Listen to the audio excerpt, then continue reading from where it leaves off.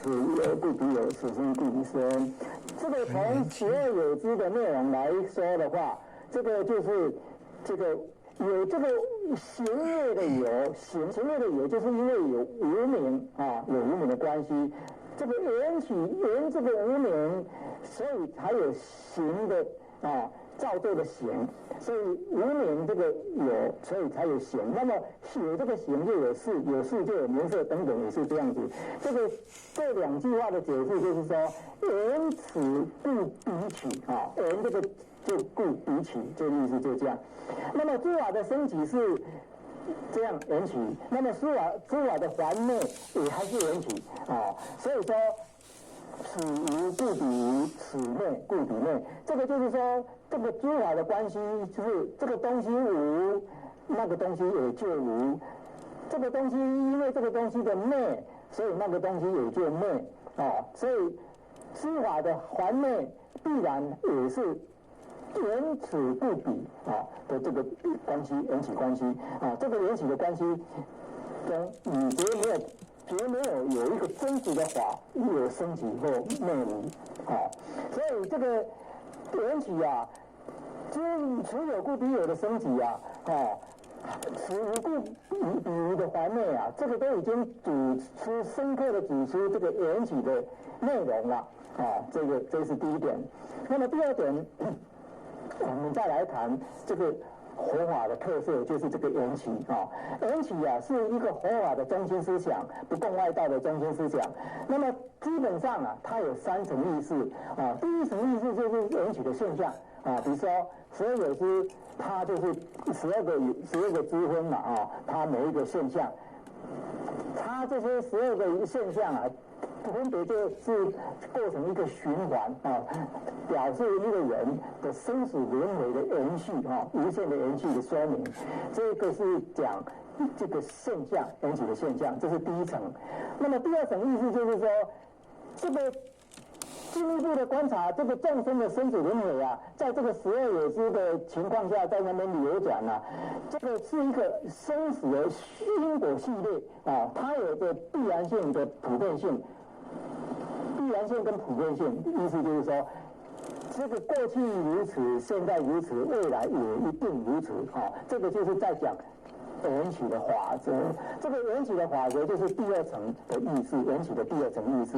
所以第一层前面那个第一层是讲缘起的现象啊，那么现在第二层是讲此有故必有，此生故彼生，这是缘起的法则，它是有它的。必然性跟普遍性啊，这是缘起的法则。那么第三层意思就是比较更深了，就是讲缘起的还灭，此无故彼无，此灭故彼灭啊。这个还灭来讲，这个就是说一切法本来是无患缘起的假有啊，但是因为我执无明，把我们的真心蒙蔽住了，把一切法当真啊，本来它是假的，你把它当真，认为有一个真实的我，你就到处执着嘛，所以就会不断的去希望执着，而失去了，而烦恼不断的就升级嘛，因为你不断的执着啊，你就不断的造业啊，烦恼就不断的升级，这样就会不能了脱生死啊，所以你如果能够正观缘起的无常无我。啊，那么你这个自我的妄执就会失去了中心，失去了对象，烦恼就不会升起嘛，啊，那么生死的了脱就可以找到啊，解决得到。所以我们如果能够正观缘起无常，那么你就能够解脱生死啊，这个能够解脱生死烦恼断，那就叫做涅槃了，就是涅槃。涅槃就是跟这个空相应的缘起啦，啊，所以这是缘起的与空性相应的缘起，就是缘起的第三层甚深义啊，这个就是缘起的极内相啊。我们说世间相就是涅槃相嘛，就是在讲缘起的甚深，缘起甚深极甚深啊。那个佛也讲这个就是缘起第三层啊的意义，缘起就是有这三层意思。好，接下来我们再来看。这个12有支缘起的流转跟还灭啊，我们先来说明这个12有支。无明就是不明白宇宙人生的真相嘛，啊，认假作真嘛，到处执着啊，分别执着啊，处处分别执着啊，这个就是无明啊，不知道真相嘛。那么有了无明，就有这个行，行就是什么呢？就是以爱、以贪爱相应的心所发动的行为，这个叫行啊。那有了行以后，就有事，有解生一个事，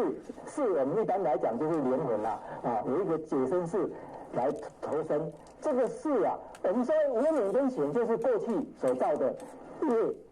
然后造成你的今世的事，解生一个事，一个心事来投胎了。所以这个事啊叫做解生事，这个解生事就是这一期生命的开端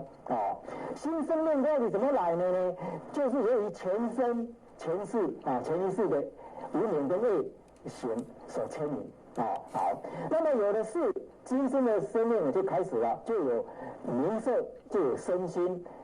开始发展起来了啦。因为你来投胎了嘛，在母胎里边你就有身跟心慢慢的开始发展起来了，然后又有六根眼耳鼻舌身意这六根渐渐生长，就形成一个人的形态，在胎儿里边就形成一个人的形态。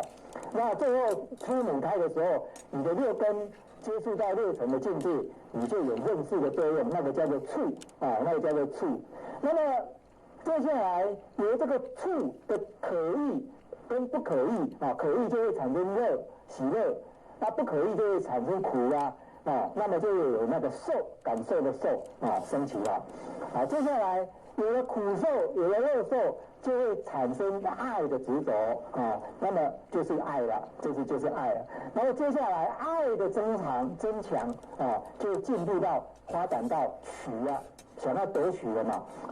那么有了夺取这就很强烈的念头啦，它就会有后有的业种生出来了和有了，就有一个有什么，就是你就要轮回了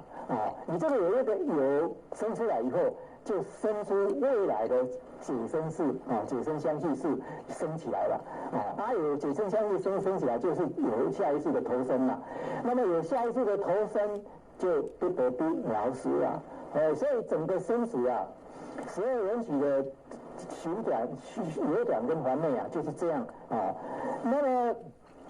我们如果说从流转门来看我们有流转门跟环内门嘛。流转门来看人生为什么会忧悲苦恼呢？它到底是从怎么来的呢？那就是因为有无常老死来的嘛。那么老死又从何来了？就是因为你来投生嘛。那么为什么会投生？就是因为有业有的牵引嘛。业有为什么来呢？就是有妄取而来的为什么会有妄取呢？就是有贪爱心的驱使嘛。那么爱又从何来呢？就是有领受而来受是怎么来？就是有六根对六尘的接触而来那么这个触又从何而来呢？就是由于有六根就是六入那么有六根是什么来的？就是有名色而来。那么名色怎么来？就是有阿赖耶识牵引投胎这个就是识识就是从这样来的。那么识是怎么来的呢？它就是由个人的行为所造的业引阿赖耶识去投胎而来了。这个行业是怎么来的呢？那就是由于无明的心、迷惑心驱使胡作非为，造成的业行是这样子这是缘起的流转门。那么缘起的环内门呢？他就是想说，那么怎么样还没有忧悲苦恼这些生老病死呢？那就不要受生了。那么要不受生就不要造业有那要不要造业有就不要妄取那么要不妄取就不要贪爱要不贪爱就不要领受那么要不领受就不要有接触不妄触妄想接触那么要不要有触？不要有触的话，就不要妄用我们的六根要没有六根，就不要产生名色，就是我们的身心要没有名色，就要空我们的业识，我们的识那要空业识，就不要妄做行为那要不要妄做行为，就要破我们的无明最后就是破无明那么无明一破，生死就说了，就了了嘛。所以我们就发现，原来生死轮回它的罪魁祸首就是无明无明就是我们罪魁祸首。所以这个知道这个无明是生死轮回罪魁祸首，那么要怎么样解脱生死就是要从断无明做下手功夫，那就必须要取般若的关照智慧的关照关照这个无明，它只是一个我们的念头的妄想，它无名本空，本来就是空，无名希望不真实，当体即空。我们就是被我们的妄想心被认假作真，被它迷住了所以失去了这个我们的身心本性。那么无名就活动了。如果你能够认清这个无名它的相貌，其实无名就是空性就是我们的一念的妄想那么无名本空，你如果很清楚的看到无名那无名就没有办法活动那生死就可以解脱了。那么谈到这个地方，我们可以知道又可以这个12缘起又可以从另一个观点来看，就是说我们的一个念头的升起它就具足12缘起因为我们知道宇宙万法不出我们一念的心这一念的心就具足12个缘起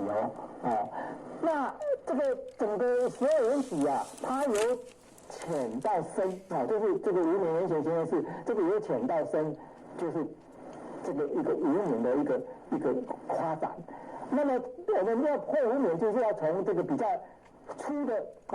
从比较粗的无明慢慢破到比较细的无明。最后我们发现我们还是被无明包住那但是我们已经接触到无明的根源最后我们发现，我们只要用智慧多柔智慧关照就可以破除那最后的那一分无始无明，然后这整个无明就破除了这是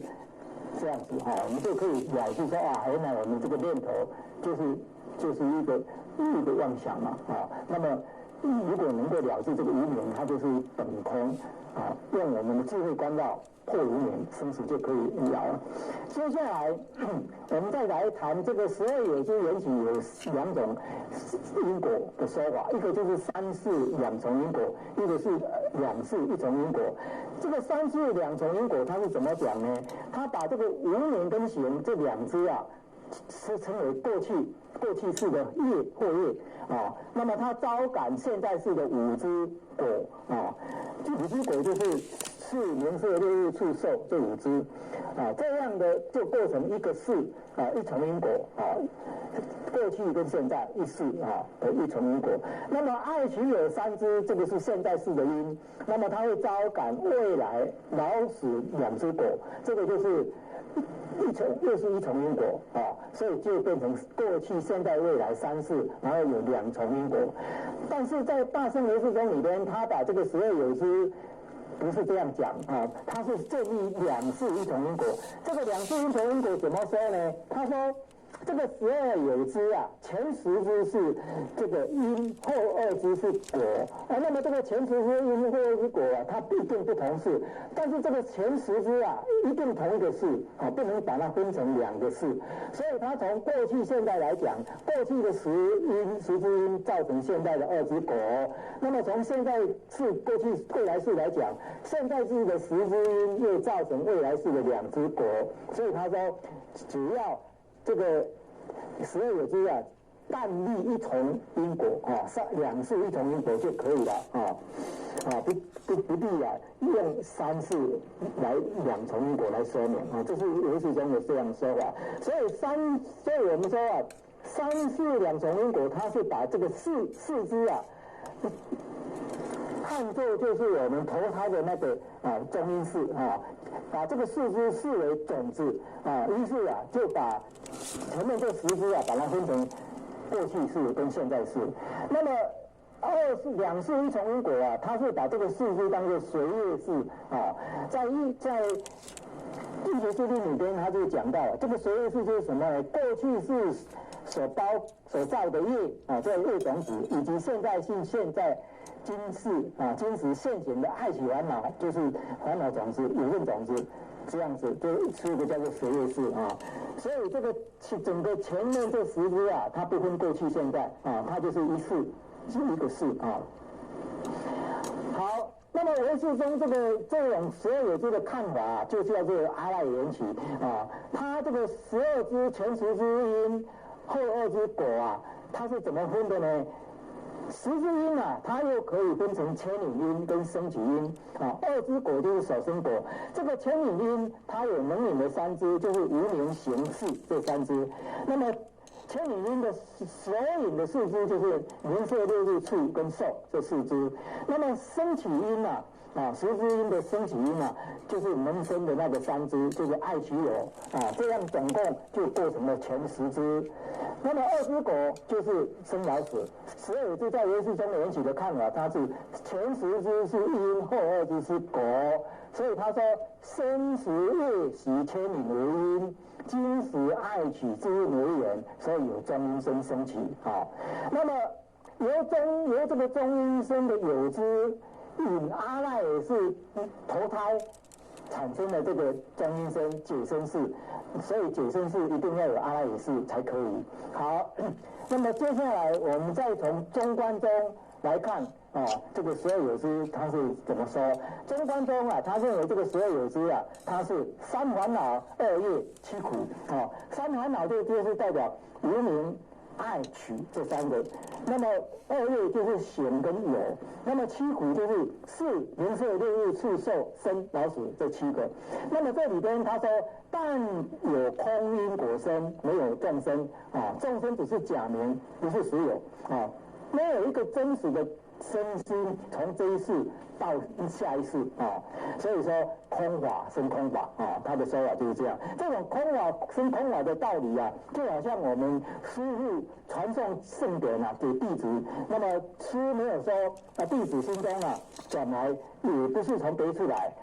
这种因果的道理非实有，也不是断灭因我们有钱临终的时候的心事跟下一生的心事几比一比跟这个比喻相同。中观师认为中观论师认为今此这一生的身体灭的时候由于我们今生所造的业影响力还存在当因缘具有的时候，又会形成下一个身的相续，所以说这个行为内后还有影响力存在。内法本身有生果的功能，所以不需要阿赖耶识作为业果相续的依据所以大智里边他又讲到一句：如人此时舍此声音入中阴中此时是时今世生灭受中阴身无前没有前后灭时即生如蜡印泥，泥中受印，印时即坏，成坏一时，亦无前后这是中观中的看法。好，最后我们谈到一个佛陀成道的时候，他是怎么成佛的呢？我们再想一想，佛陀经过6年的苦行，然后最后他到尼连禅河菩提树下坐的时候他说他发一个愿，说我不成佛不离此座那么佛陀坐下在菩提树下坐下去，经过这个黄昏入热的时候的降魔，然后经过夜晚初夜、中夜、后夜，发展出3明六通所谓天眼通、天耳通、他心通四命通，乃至于六尽通这样子发展。到最后天快亮的时候，他顺逆观察12因缘顺跟逆就是我们刚才讲的12因缘的还没那个流转人跟还没人顺逆观察12因缘，结果他就悟到这个他说我悟到古仙人道。所谓古仙人道，就是说古佛所走过来的路，古一切过去的这些诸佛他成佛的时候所体会到的这个道理就是顺利观察12因缘那么这个佛顺利观察这个12因缘，它这个情景就像我们刚才讲的怎么样呢？就是观察这个一念无明烦恼的粗相跟细相从粗相一直的慢慢，直到观察到维系的无明直到无明的根源然后用我们的智慧的关照破除最后的一分生相无明佛陀就说我们就看到一个佛陀成佛了我们常常用话就说阅读明心看到一个心落下来了，然后悟到成佛其实佛陀是顺逆观察12因缘才那个悟到这个道理的啊，宇宙人生的道理。好，我们最后做个结论啊，基本上这个缘起的意思啊有3层啊，一个是缘起的现象啊，这是第一层。第二层就是缘起的法则，这是第二层。第3层是缘起的甚深义啊，就是以空相应的缘起那个甚深义啊。好，那么我们又说这个12缘起的流转门跟环内门啊，可以分成3世2重因果跟2世1重因果。声闻圣的说法啊，他就把它分成过去、现在、未来3世啊2重因果。那么我们大圣唯识中，他是讲2世1重啊，2世1重因果。声闻人他是以后业苦三法辗转因果相继。这样的生死轮回的流转啊，它没有组出轮回的主体是什么？那么唯识中的12有这个看法，它是以阿赖耶识作为生死轮回相续的主体啊，它是提出有阿赖耶识。那么这个说法到中观中的时候，他就认为不是这样啊，他说。这个内法本身就有生果的功能，你今生这个身体死了，但是你今生所造的业，它影响力还存在。在因缘成熟，因为你的烦恼没有断，我执没有破啊，所以你到因缘成熟的时候，你又会因缘具有，就会又形成一个庄因生升起啊，它就是以行为你的业。的影响一直持续下去啊，到下一生因缘聚合的时候，它又升起一个庄因生，继续的生长啊，轮回生长，所以它不需要用阿赖耶识做业果联系的根据啊，这是中观中的看法。最后我们举佛陀顺利观察12因缘而得证古仙灵道的过程啊，来勉励我们大家对这个12缘起的那个了解跟重视啊，我们就是修学佛法，就是要佛法的基本精神啊，主要还是在这个缘起，它不共外道的地方也是在这个缘起啊，所以我们作为佛弟子啊，修行的时候啊，对这个缘起的这个法的这个我刚才讲的这些3层意识啊，以及各宗派都要深入的了解啊，这样的话我们修行佛法才能够达到圆满啊。那我今天这个佛教的缘起观啊，就说到这个地方好，谢谢各位的收看，阿弥陀佛。18法界借着电视、网络、无远佛界的传播力量，做法的布施，让佛法传播的更深更远，条件属为缘起则生，条件消失，缘散则灭。有形有相的东西都有破坏的毁坏的一天啊！肉体只要有限啊，慧命无穷啊！要找到灵性真我，找到非因缘非自然，非因缘条件而有的那个灵性真我。